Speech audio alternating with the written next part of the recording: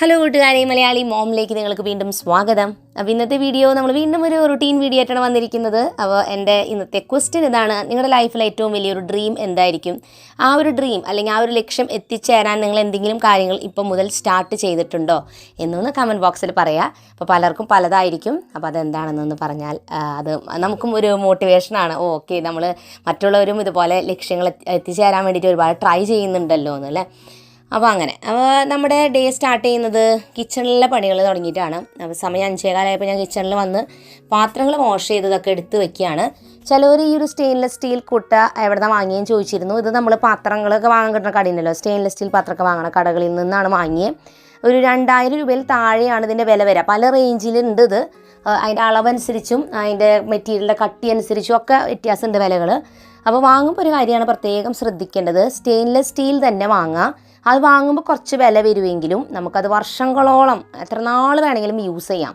അപ്പോൾ അതുകൊണ്ട് എപ്പോഴും വാങ്ങുമ്പോൾ ഇങ്ങനത്തെ ഐറ്റംസൊക്കെ വാങ്ങുമ്പോൾ കുറച്ച് നല്ലത് തന്നെ വാങ്ങിയാൽ അത് തുരുമ്പെടുക്കാതെ നല്ല രീതിക്ക് നമുക്ക് ഉപയോഗിക്കാൻ പറ്റും. അപ്പോൾ അതൊന്ന് ശ്രദ്ധിക്കുന്നത് നല്ലതായിരിക്കും കേട്ടോ.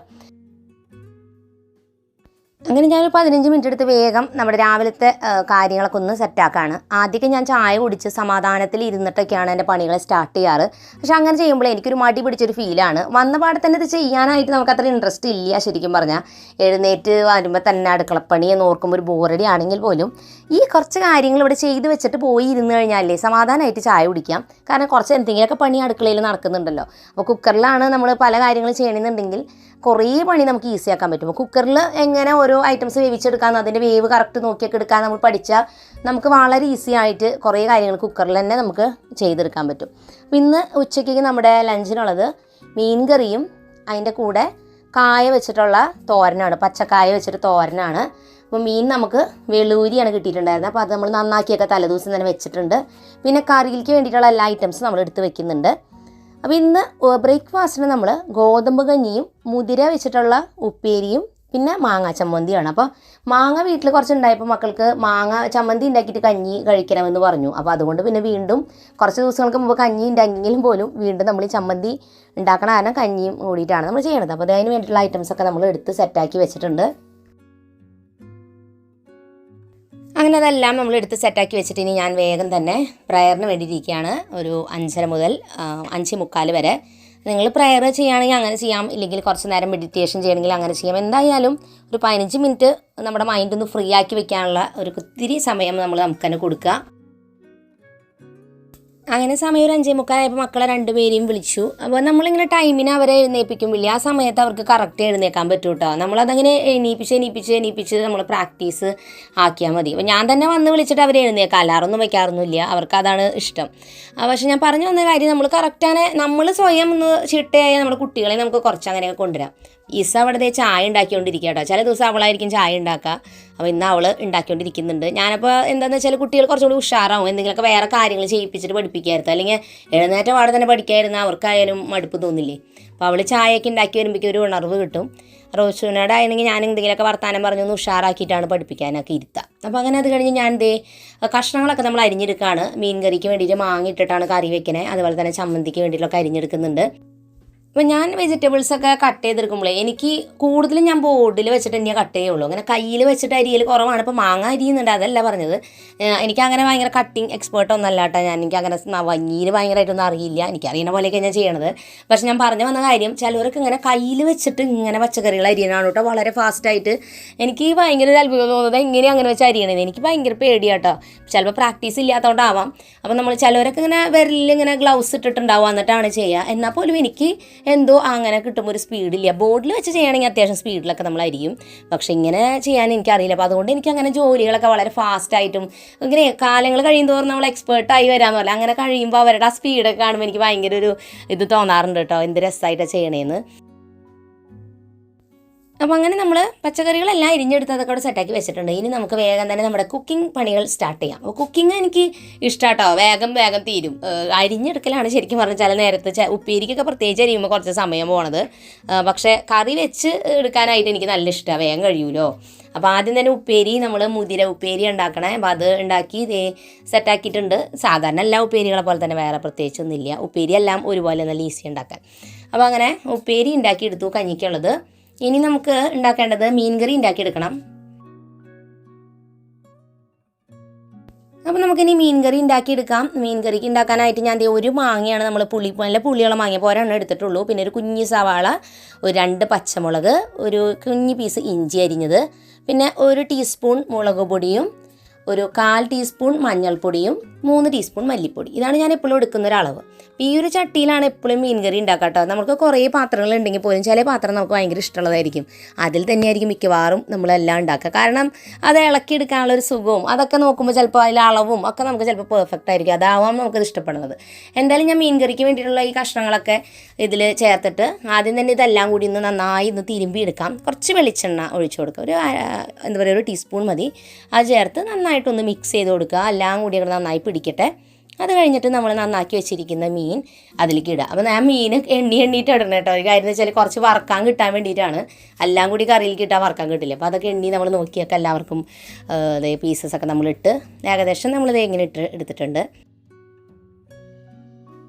അപ്പോൾ നമുക്ക് മീൻ കറി ഉണ്ടാക്കിയെടുക്കാനായിട്ട് നമ്മൾ തേങ്ങാപ്പാൽ ചേർത്തിട്ട് മീൻ കറി വെക്കാറ്. അപ്പോൾ തേങ്ങയുടെ 2ാം പാല് ചേർത്തിട്ട് മീനിനെ വേവിച്ചെടുക്കണം. അപ്പോൾ തൃശ്ശൂർ സൈഡിൽ എനിക്ക് തോന്നുന്നു പാലൊഴിച്ചിട്ടുള്ള മീൻ കറിയാണ് ഉണ്ടാക്കുക.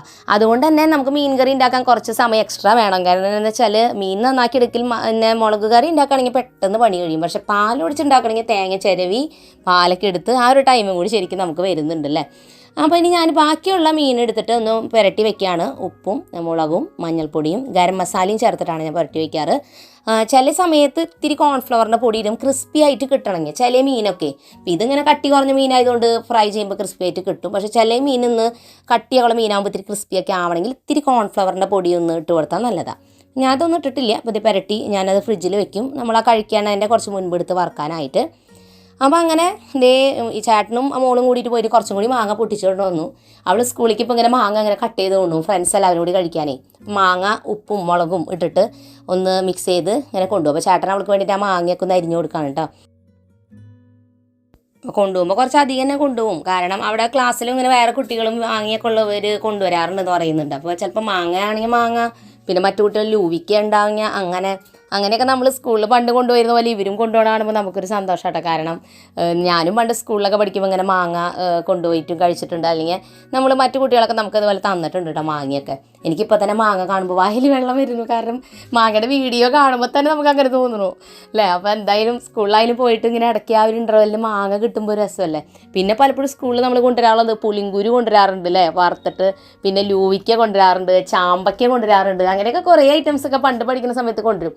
എന്നിട്ട് നമ്മൾ ടീച്ചേഴ്സ് പറയും ഇങ്ങനെയൊന്നും കൊണ്ടുവരരുത്. ക്ലാസ് ടൈമിലൊക്കെ ചിലർ പുളിങ്കൂരൊക്കെ വായിലിട്ടിട്ട് കഴിച്ച് തീരാതെ അത് വായിലിട്ട് ഇങ്ങനെ ഇരുന്നിട്ട് പലപ്പോഴും കുട്ടികളൊക്കെ പിടിച്ചിട്ട് കണ്ടിട്ടുണ്ട്. അപ്പോൾ അതൊക്കെ ഓർക്കുമ്പോൾ തമാശയാണ് എനിക്ക്.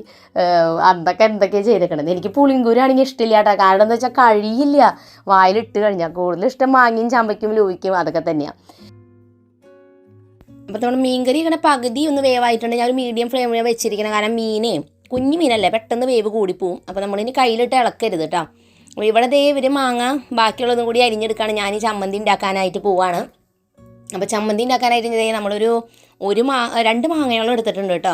അപ്പോൾ 2 മാങ്ങയിലേക്ക് ഞാൻ ഒരു 3/4 കപ്പ് തേങ്ങയെങ്കിലും ചേർക്കണം. അല്ലെങ്കിൽ വെച്ചാൽ നല്ല പുളിയുണ്ട്. ഞാൻ കഴിച്ച് നോക്കിയപ്പോൾ പുളിച്ചിട്ട് എനിക്ക് പാടില്ല കേട്ടോ. അപ്പോൾ ഞാൻ ആദ്യമൊക്കെ എനിക്ക് എത്ര പുളിയുള്ള മാങ്ങയാലും കുഴപ്പമുണ്ടായിരുന്നില്ല. പക്ഷെ ഇപ്പോൾ എനിക്ക് എന്തോ അത് കാണുമ്പോൾ തന്നെ കഴിക്കുമ്പോൾ തന്നെ പുളിച്ചിട്ട് പാടില്ല. എങ്ങനെയാണോ പണ്ട് ഇത്രയും മാങ്ങ പുളിയോടുകൂടി കഴിച്ചിരുന്നതെന്ന് എനിക്ക് അത്ഭുതം തോന്നുന്നു. ഇപ്പം എനിക്ക് എന്ത് പറ്റിയാവോ, കഴിക്കാനേ പറ്റണില്ല. അപ്പോൾ നമ്മുടെ തേങ്ങാപ്പാലിൻ്റെ 1ാം പാല് നമ്മൾ എടുത്തിട്ടുള്ളത് മീൻ കറിയിലേക്ക് ഒഴിച്ചു കൊടുത്തു. അപ്പോൾ അതും കൂടി ഒഴിച്ചിട്ട് പിന്നെ കറി ഒന്ന് ചൂടായാൽ മാത്രം മതി. അത് കഴിഞ്ഞാൽ നമുക്ക് ചുവന്നുള്ളി കാച്ചി ഒഴിക്കാം. കായം നമ്മൾ വേവിച്ചൊക്കെ എടുത്തത് നമ്മളിനി അത് ഉപ്പേരി ഉണ്ടാക്കാനായിട്ട് പോവാണ്. മക്കളൊക്കെ റെഡി ആയിട്ട് വന്നു തുടങ്ങിയിട്ടുണ്ട്. ബ്രേക്ക്ഫാസ്റ്റ് കഴിക്കാറായി തുടങ്ങി. അപ്പോൾ ഞാൻ ചമ്മന്തി അവിടെ ഉണ്ടാക്കി വെച്ചു. ആ പണികളൊക്കെ കഴിഞ്ഞു. പിന്നെ കുറേ പാത്രം കഴുകി. അത് കഴിഞ്ഞ് പിന്നെയും കുറേ പാത്രം അതിൽ വന്നു. അപ്പോൾ അതൊക്കെ ഇനി കഴുകണം. അതിന് മുമ്പ് നമ്മളിത് കാച്ചിയെടുക്കുകയാണ്. ചുവന്നുള്ളിയും വെളുത്തുള്ളിയും നമ്മൾ ചതച്ചെടുത്തിട്ട് ഇട്ട് കൊടുത്തിട്ട് അതിൽ കുത്തിപ്പൊടിച്ച മുളകുണ്ടല്ലോ, വറ്റൽമുളക് നമ്മൾ പൊടിച്ചെടുക്കില്ല, ആ മുളക് പൊടി ഇട്ട് കൊടുത്തിരിക്കുന്നത്. അതിട്ട് നമ്മുടെ കായ ഇട്ട് ഒന്ന് ഇളക്കിയെടുത്തു. അപ്പോൾ കായ നമ്മൾ കുക്കറിൽ അടിക്കുമ്പോൾ ശ്രദ്ധിക്കണം കേട്ടോ, വേവ് കൂടാൻ പാടില്ല. അങ്ങനെയാണെങ്കിൽ എനിക്കത്ര ഇഷ്ടമില്ല കേട്ടോ വേവ് കൂടി. അതുകൊണ്ടാണ്. അപ്പോൾ നമ്മുടെ മീൻകറി കാച്ചിയെടുക്കുകയാണ്. ചുവന്നുള്ളിയൊക്കെ നമ്മൾ ഒരിച്ചെടുത്തിട്ടുണ്ട്. അതിലേക്ക് ഞാൻ അവസാനം 1 ടീസ്പൂൺ മുളക് പൊടിയും കൂടി ചേർക്കും. എന്നിട്ട് ഞാൻ കറിയുടെ മുകളിൽ ഒഴിച്ചു കൊടുക്കും. അതനുസരിച്ച് മുളക് പൊടി ഞാൻ കറി ഉണ്ടാക്കുമ്പോൾ ഇട്ട് കൊടുക്കുള്ളൂ കേട്ടോ. പിന്നെ ഇവിടെ അധികം എരിവ് ഇഷ്ടമില്ല, കുറച്ച് എരിവ് ഇഷ്ടമുള്ളൂ. ചില സമയത്തൊക്കെ ഞാൻ യൂട്യൂബിലൊക്കെ റെസിപ്പീസ് കാണുമ്പോൾ മുളക് പൊടിയുടെ അളവൊക്കെ കാണുമ്പോഴേ ഇത്രയും മുളക് പൊടിയൊക്കെ ഇട്ടാൽ ഞങ്ങളുടെ വീട്ടിൽ ആർക്കും കഴിക്കാൻ പറ്റില്ല എന്ന് ഞാൻ ഓർക്കും. അപ്പോൾ ഞാനതനുസരിച്ച് കുറയ്ക്കും കേട്ടോ. നമ്മൾ എന്ത് റെസിപ്പി കണ്ടാലും നമ്മുടെ വീട്ടിലുള്ളവരുടെ ഒരു ടേസ്റ്റ് അനുസരിച്ച് അതൊക്കെ ഒന്ന് മാറ്റണം. ഇല്ലെങ്കിൽ വെച്ചാൽ ചിലപ്പോൾ അതെല്ലാവർക്കും ഇഷ്ടപ്പെടണമെന്നില്ല. എന്നാൽ ചില റെസിപ്പീസ് അത്ര പ്രശ്നം ഉണ്ടാവില്ല. അപ്പോൾ അതുകൊണ്ട് അതനുസരിച്ച് നോക്കി എനിക്ക് ഇഷ്ടപ്പെട്ട കുറച്ച് ചാനലുകളിലാണ് ഞാനെപ്പോഴും നോക്കുക. കാരണം നമ്മുടെ ഒരു ടേസ്റ്റിന് വരണമല്ലോ. അപ്പോൾ എല്ലാവർക്കും അങ്ങനെ ആയിരിക്കും. അപ്പം അങ്ങനെ നമ്മുടെ കറിയും ഉപ്പേരിയും അതിന് ചോറും ചമ്മന്തിയും ഒക്കെ റെഡി ആയിട്ടുണ്ട്. അപ്പോൾ ഈ ചമ്മന്തി ഞാൻ ഉച്ചയ്ക്ക് വെച്ചിരിക്കുന്നത് രാവിലേക്ക് വേണ്ടി നമ്മൾ കുറച്ച് വേറെ ഉണ്ടാക്കിയാണ് വെച്ചിട്ടുണ്ട്. അപ്പോൾ ഇനി ഇത് പിന്നെയും പാത്രം കഴുകണം. അപ്പോൾ ചിലർ പറഞ്ഞിരുന്നു ഡിഷ് വാഷർ വാങ്ങിക്കൂടെ, അത് ഉപയോഗിക്കുകയാണെങ്കിൽ പാത്രം കഴുകുന്നത് കുറച്ചും കൂടി ഈസി ആവുന്നു. ചിലർ ഉപയോഗിക്കുന്നുണ്ട് എന്നും പറഞ്ഞു. അപ്പോൾ എന്നെ സംബന്ധിച്ച് നോക്കുകയാണെങ്കിൽ ഞാൻ പുറത്തോട്ട് ജോലിക്ക് പോകുന്നില്ല, ഞാൻ വീട്ടിൽ തന്നെ ഉള്ള ഒരാളാണ്. അപ്പോൾ അതുകൊണ്ട് എനിക്ക് ഇത്തിരി മടിയൊക്കെ തോന്നിയാൽ നമുക്ക് ഈ പാത്രം കഴുകൽ നമുക്ക് തന്നെ ചെയ്ത് തീർക്കാവുന്നതേ ഉള്ളൂ. ഒന്നാമത്തെ കാര്യം, ഒരു ഐറ്റം നമ്മൾ മേടിച്ച് കഴിഞ്ഞാൽ അത് കാലങ്ങളോളം അത് മെയിൻറ്റെയിൻ ചെയ്യാനും അതോടൊപ്പം തന്നെ അതിലേക്ക് വേണ്ടിയിട്ടുള്ള ഇപ്പോൾ നമ്മൾ അതിൻ്റെ പൗഡർ ആയാലും അത് വാഷ് ചെയ്യാനുള്ള പൗഡർ, അതിന് വേണ്ടിയിട്ടുള്ള കറണ്ട് കൺസംഷൻ, അങ്ങനെയുള്ള എല്ലാ കാര്യങ്ങളും നമ്മൾ ലോങ് റൺ നോക്കിയിട്ടാണ് ഒരു സാധനം നമ്മൾ വീട്ടിലേക്ക് വാങ്ങുക. അപ്പോൾ അങ്ങനെ നോക്കുമ്പോൾ നമുക്കത് അത്രയും ആവശ്യമുള്ള പോലെ എനിക്ക് തോന്നിയിട്ടില്ല. അതുകൊണ്ടാണ് ഞാൻ ഡിഷ് വാഷർ വാങ്ങാതിരുന്നത് ഇത്രയും നാളും. നാളെ എനിക്കൊരു ആവശ്യം വന്നാൽ ചിലപ്പോൾ ഞാൻ വാങ്ങുമായിരിക്കാം. പക്ഷേ ഇപ്പോഴത്തെ ഒരു അവസ്ഥയിൽ നമുക്കതിപ്പോൾ ആവശ്യമുള്ള പോലെ തോന്നുന്നില്ല. പിന്നെ ഏതൊരു ഐറ്റം കൊണ്ടുവന്നാൽ അതിനുള്ളൊരു സ്പേസും അത് നമുക്ക് മെയിൻറ്റെയിൻ ചെയ്ത് നാളുകളോളം കൊണ്ടുപോകാൻ പറ്റുമോ എന്നുള്ളതൊക്കെ വലിയൊരു കാര്യമാണ്. അപ്പോൾ നമ്മളൊരു വാഷിംഗ് മെഷീൻ വാങ്ങുകയായാലും എല്ലാം അങ്ങനെ തന്നെയാണ്. അപ്പോൾ ചിലർ വാഷിംഗ് മെഷീൻ തന്നെ ഉപയോഗിക്കാത്തവരുണ്ട്. അപ്പോൾ അത് അവർക്ക് ചിലപ്പോൾ അത് അത്രയും കംഫർട്ടബിൾ ആവണമെന്നില്ല. ചിലപ്പോൾ അത് മെയിൻറ്റെയിൻ ചെയ്ത് കൊണ്ടുപോകാനും പറ്റണം. എല്ലാത്തിനും നമ്മളെപ്പോഴും പ്രാക്ടിക്കലായിട്ടാണ് നമുക്കത് കൊണ്ടുപോകാൻ പറ്റുമെന്ന് ഓർത്തിട്ടൊരു ഐറ്റം വാങ്ങണതാണ് നല്ലത്. അല്ലെങ്കിൽ ആ ഒരു പൈസയും വേസ്റ്റായി, പിന്നെ അത് മെയിൻറ്റെയിൻ ചെയ്യാൻ പറ്റുന്നില്ലെങ്കിൽ അതും ബുദ്ധിമുട്ടായില്ലേ. അതുകൊണ്ടാണ് ഞാൻ വാങ്ങാത്ത ഡിഷ് വാഷർ. അപ്പോൾ നാളെ വാങ്ങുകയാണെങ്കിൽ ഞാൻ പറയാം. അപ്പോൾ കുറേ പേര് പറയുന്നുണ്ട് അത് ഭയങ്കര ഉപകാരമാണെന്ന്. അപ്പോൾ എനിക്കങ്ങനെ ആവശ്യം വന്നാൽ നമ്മൾ തീർച്ചയായിട്ടും അത് അങ്ങനെ ഒരു ഐറ്റം വാങ്ങുന്നതായിരിക്കും. അപ്പോൾ എന്തായാലും നമ്മുടെ പാത്രങ്ങളെല്ലാം തന്നെ കഴുകി കംപ്ലീറ്റ് ആയിട്ടുണ്ട്. ഇനി കിച്ചൻ്റെ കൗണ്ടർ ടോപ്പും സിങ്കും ആ ഒരു ഏരിയയൊക്കെ ഒന്ന് വൈപ്പ് ചെയ്തിട്ട് കഴിഞ്ഞാൽ നമ്മുടെ കിച്ചണിലെ പണികളെല്ലാം തന്നെ കംപ്ലീറ്റ് ആയി. ഇത് കഴിയുമ്പോൾ തന്നെ പകുതി ആശ്വാസമാണ്. പിന്നെ ഞാനവിടെ കുറേ പണി ചെയ്ത് നിൽക്കില്ല കേട്ടോ. ചിലപ്പോൾ സമയത്തൊക്കെ നമുക്ക് തോന്നും ആ കാര്യം ചെയ്താലോ ഈ കാര്യം ചെയ്താലോ. നമ്മൾ ചെയ്യുന്ന കാര്യം ഒരുവിധം കംപ്ലീറ്റ് ആയി നമ്മളവിടെ നിർത്തിയിട്ട് പോരണം. ഒരു സ്ഥലത്ത് തന്നെ കുറേ നേരം കടിച്ചു തൂങ്ങി അവിടെ ടൈം കളയുമ്പോൾ നമുക്ക് മറ്റുള്ള കാര്യങ്ങൾക്ക് സമയം പോവും. മാത്രമല്ല നമ്മൾ ഒരു നേരം ഫ്രീ അല്ലാത്ത പോലെയാവും. ഫുൾ ടൈം ഇങ്ങനെ നിന്ന് കാരണം വീട്ടിലുള്ള ഏതൊരു ഏരിയയിൽ നോക്കിയാലും ഒരുപാട് പണി അവിടെ ചെയ്യാനായിട്ടുണ്ടായിരിക്കും. അപ്പോൾ ആവശ്യത്തിനുള്ളത് ഒരു ദിവസത്തിൽ ചെയ്യുക എന്നാണ് എനിക്ക് തോന്നാറുള്ളത്. അപ്പോൾ നമ്മൾ കുക്കിങ്ങും കാര്യമൊക്കെ കഴിഞ്ഞൊന്ന് ക്ലീനൊക്കെ ചെയ്താൽ പിന്നെ അവിടെ നിന്ന് പോവുക. പിന്നെ അടുത്ത പണി പുതിയത് ഉണ്ടാക്കാതിരിക്കുന്നതാണ് നല്ലത്. അപ്പോൾ അങ്ങനെ നമ്മുടെ കിച്ചണൊക്കെ ക്ലീനായൊക്കെ സെറ്റായിട്ടുണ്ട്. ഇനി നമുക്ക് രാവിലത്തെ ബ്രേക്ക്ഫാസ്റ്റ് കഴിക്കാം. അങ്ങനെ നല്ല ചൂട് കഞ്ഞിയും ചമ്മന്തിയും മുതിര കൊണ്ടുള്ള ഉപ്പേരിയും ഒക്കെ ആയിട്ട് നമുക്ക് കഞ്ഞി കുടിക്കാം. അപ്പോൾ ഗോതമ്പ് കഞ്ഞിയാണ് ഞങ്ങൾ സാധാരണ കഞ്ഞിയായിട്ട് ഉണ്ടാക്കാറുള്ളത്. ചോറ് നമ്മൾ 2 നേരം കഴിക്കുമ്പോഴേ പിന്നെ 3 നേരം രാവിലെ പിന്നെയും ചോറ് അത്ര ഇഷ്ടമില്ല. അപ്പോൾ അതുകൊണ്ടാണ് നമ്മൾ ഗോതമ്പ് കഞ്ഞി ഉണ്ടാക്കണം. അപ്പോൾ ഗോതമ്പ് കഞ്ഞി ഉണ്ടാക്കുമ്പോൾ നമ്മൾ കുക്കറിൽ ഒരു 3 വിസിലടിച്ചിട്ട് വേവിക്കുകയാണെങ്കിൽ നല്ല രീതിക്ക് തന്നെ വെന്ത് കിട്ടും. അതുപോലെ തന്നെ ഉപ്പേരിയും അതുപോലെ തന്നെ പറഞ്ഞ ചമ്മന്തി കൂടിയിട്ട് ഒരുമിച്ച് കഞ്ഞീര് കൂടി കഴിക്കാൻ നല്ല ടേസ്റ്റാട്ടോ. അത് രണ്ടും കൂടി കഞ്ഞിയിലിട്ട് മിക്സ് ആക്കുക. അത് കഴിഞ്ഞിട്ട് കഴിക്കാൻ നല്ല ടേസ്റ്റാണ്. അങ്ങനെ ഭക്ഷണമൊക്കെ കഴിച്ച് കഴിഞ്ഞ് മക്കൾ 2 പേരും ക്ലാസ്സിലോട്ട് പോകാനായിട്ട് ഒന്ന് റെഡിയാക്കി കൊടുക്കണം അവളെ. അപ്പോൾ അത് കഴിഞ്ഞാൽ ഞാനും കുറച്ച് നേരം പിന്നെ അവിടെ സിറ്റ് ഔട്ടിൽ അങ്ങനെ ഇരിക്കും കേട്ടോ. ഞാൻ പറയാറുണ്ടല്ലോ എപ്പോഴും. അപ്പോൾ ഒരു 8:45 അവിടെ അങ്ങനെ ഇരുന്ന് ഒരു 9:15 വരെയൊക്കെ എനിക്കിനി കുറച്ചും കൂടി നേരം ഇരിക്കണം തോന്നി ഞാൻ കുറച്ചും കൂടി നേരമൊക്കെ അവിടെ ഇങ്ങനെ ഇരിക്കും. കാരണം ഞാൻ പുറത്തോട്ട് ഇപ്പോൾ ജോലിക്ക് പോകാൻ അങ്ങനെ ഒരു ടൈമിങ് എനിക്കില്ലല്ലോ. പക്ഷേ ഞാൻ വീട്ടിലായാൽ പോലും നമ്മുടെ ടൈം വേസ്റ്റ് ചെയ്യാതെ പ്രോപ്പറായിട്ട് കാര്യങ്ങൾ ചെയ്യണം എന്നുള്ളൊരു ഇതാണ് എനിക്ക്.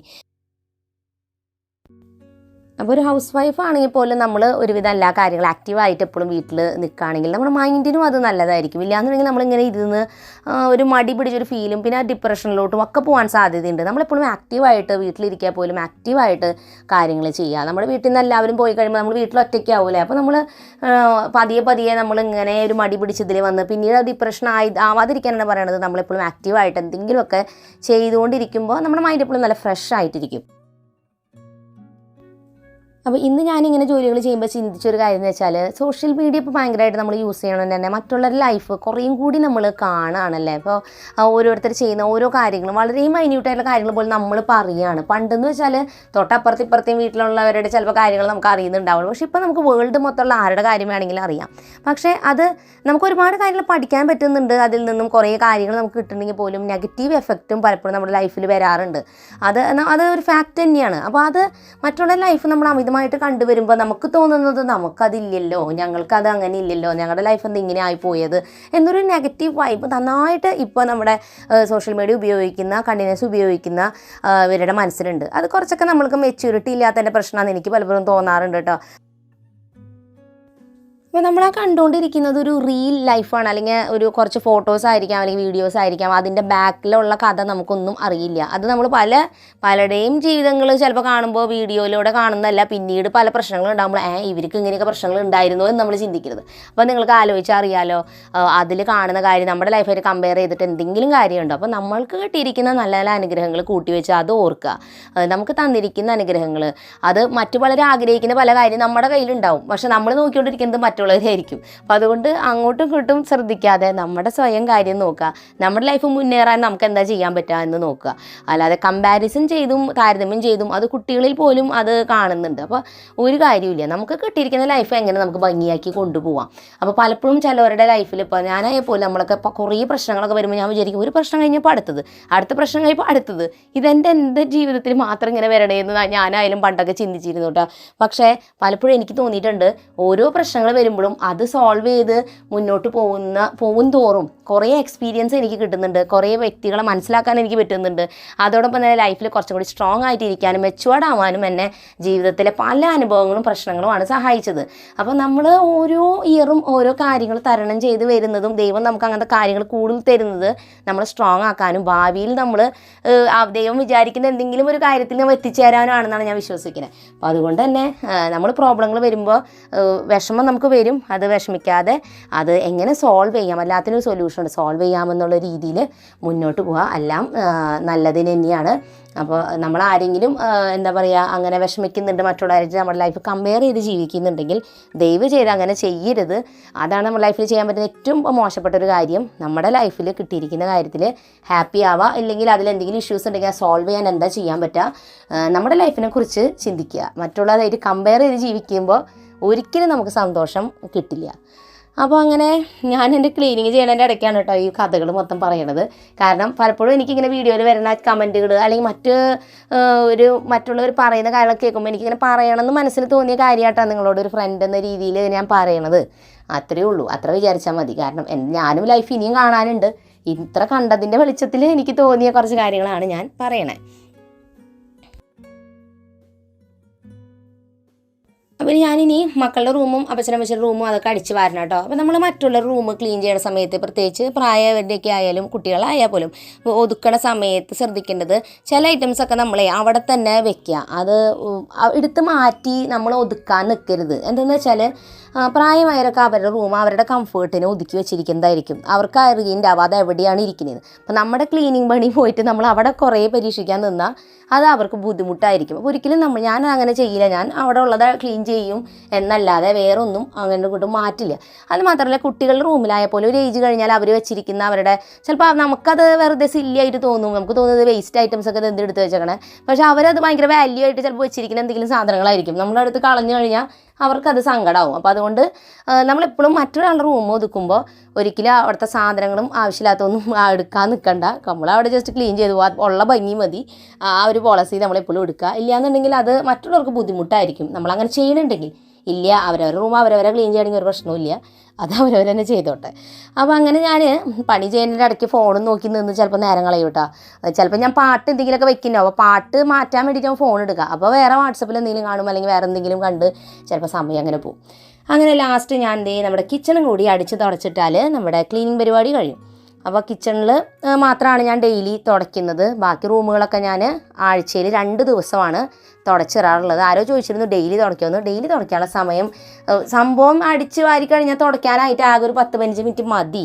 എങ്കിൽ പോലും നമുക്കിത് കഴിഞ്ഞാൽ പിന്നെ വീഡിയോയുടെ പണികളൊക്കെ ഇരിക്കണം. കാരണം പിന്നെ ഞാൻ അതിനും കൂടി നിന്നാൽ ചിലപ്പോൾ എന്തെങ്കിലും വീട്ടിലൊരു തിരക്ക് വന്നാൽ എൻ്റെ വർക്ക് മുടങ്ങും. അപ്പോൾ അതുകൊണ്ട് ഞാൻ പിന്നെ അത്യാവശ്യമുള്ള പണികൾ ചെയ്ത് തീർത്തിട്ട് പിന്നെ നിർത്തും. ഇല്ലയെന്നുണ്ടെങ്കിൽ എല്ലാം കൂടി ചെയ്തിട്ട് പിന്നെ വീഡിയോ കൂടി ചെയ്യാൻ നിന്നാൽ ആ ദിവസം ആ പണി ചിലപ്പോൾ ബ്ലോക്കായി പോകും. കാരണം വീട്ടിലിരുന്നിട്ട് നമ്മൾ ഈ വീഡിയോയുടെ കാര്യങ്ങളൊക്കെ നമ്മൾ ചെയ്യണത്. അപ്പോൾ ഇടയിൽ തടസ്സം വരുമ്പോൾ നമ്മൾ എന്താ പറ്റുകയെന്ന് വെച്ചാൽ ഈ വീഡിയോയുടെ പണി ചെയ്യാനിരിക്കുമ്പോൾ അതിൻ്റെ ഇടയിൽ നമ്മൾ ആ കാര്യം അന്വേഷിക്കാൻ പോകുമ്പോൾ നമ്മുടെ ഈ പണി അവിടെ ചിറ്റാണ് ചെയ്യണം. അപ്പോൾ വീട്ടിലിരുന്ന് വർക്ക് ചെയ്യുന്നവർക്ക് അറിയാം ഏറ്റവും ബുദ്ധിമുട്ട് വീട്ടിലിരുന്ന് ചെയ്യുന്ന ജോലിയാണ്. കാരണം വീട്ടിൽ വരുന്ന പല സാഹചര്യങ്ങളും നമ്മൾ തന്നെ നേരിടേണ്ടി വരുമ്പോൾ ആ പണി അവിടെ മുടങ്ങും. അങ്ങനെ സമയം 9:15 കഴിഞ്ഞപ്പോൾ ഞാൻ പിന്നെ ഫ്രഷായൊക്കെ വന്നു. ഒരു അരമണിക്കൂർ മാത്രം നമുക്ക് വീട് അടിച്ച് വാരിയിടാണെങ്കിൽ സമയം എടുക്കുള്ളൂ കേട്ടോ. അപ്പോൾ അത് കഴിഞ്ഞാൽ പിന്നെ ഫ്രഷായി വന്നിട്ട് തുണികൾ വാഷ് ചെയ്യാനായിട്ട് മെഷീനിൽ ഇട്ടിട്ടുണ്ടായിരുന്നു. അപ്പോൾ അതെല്ലാം തന്നെ ഈ സ്റ്റാൻഡിൽ കൊണ്ട് ഒക്കെ വിരിച്ചിട്ടു. നല്ല വെയിലുള്ളതുകൊണ്ട് ഇപ്പോൾ പുറത്ത് തന്നെ മുറ്റത്ത് തന്നെ നമുക്ക് സ്റ്റാൻഡ് വെച്ചിട്ടും പിന്നെ അഴക്കയിലൊക്കെ നമുക്ക് തുണികൾ ഇടാം. അങ്ങനെ അത് കഴിഞ്ഞിട്ട് ഞാൻ കുറച്ച് തുണികളിൽ മുകളിലുണ്ടായിരുന്നു. അപ്പോൾ അതെല്ലാം തന്നെ മടക്കി വെക്കാനായിട്ട് അതെല്ലാം വേഗം കൊണ്ട് അതെല്ലാം മടക്കി വെക്കാൻ കേട്ടോ. ഞാനിങ്ങനത്തെ വീട്ടിലെ പണികളൊക്കെ ചെയ്യുമ്പോൾ എപ്പോഴും എന്തെങ്കിലും ഒരു വീഡിയോ ഇങ്ങനെ ബാക്ക്ഗ്രൗണ്ടിൽ ഓണാക്കിയിട്ട് കേട്ടോ. ഒരു ലോങ് വീഡിയോ ഇടാം, ഷോർട്സ് എടുക്കില്ല. ലോങ് വീഡിയോ ഓണാക്കി വെച്ച് കഴിഞ്ഞാൽ പിന്നെ നമ്മുടെ പണികൾ നടക്കും, ആ വീഡിയോയിലുള്ള സംസാരമൊക്കെ കേൾക്കുകയും ചെയ്യാം. അപ്പോൾ എൻ്റെ കമൻറ്റിൽ ചിലർ കമൻറ്റ് ചെയ്യാറുണ്ട്, ഞങ്ങൾ പണി ചെയ്യുമ്പോൾ ചേച്ചിയുടെ വീഡിയോ ഓണാക്കി വെച്ചിട്ട് പണി ചെയ്യണം. അപ്പോൾ എനിക്ക് ആ തമാശയായിട്ട് തോന്നി. ഞാൻ വേറെ വീഡിയോകൾ ഇങ്ങനെ വെച്ചിട്ട് കേൾക്കുന്നു, നിങ്ങൾ എൻ്റെ വീഡിയോ ഇതുപോലെ കേട്ടിട്ട് പണി ചെയ്യുന്നത് കേട്ടോ. അപ്പോൾ എന്നെ പോലെ തന്നെ നിങ്ങൾ ചെയ്യാണല്ലോ എന്നോർത്തപ്പോൾ അങ്ങനെ ഞാൻ നമ്മുടെ പണികളൊക്കെ കഴിഞ്ഞു. ഇനി ആ വീഡിയോയുടെ പണികളും കാര്യങ്ങളൊക്കെ ചെയ്യാനായിട്ട് ഇരിക്കുകയാണ്. അപ്പോൾ ഈ സമയത്ത് പിന്നെ വേറെ വീഡിയോ കേൾക്കാൻ വെക്കില്ല, കാരണം നമുക്ക് ആകെ ഒരു ഡിസ്ട്രാക്ഷൻ ആവും.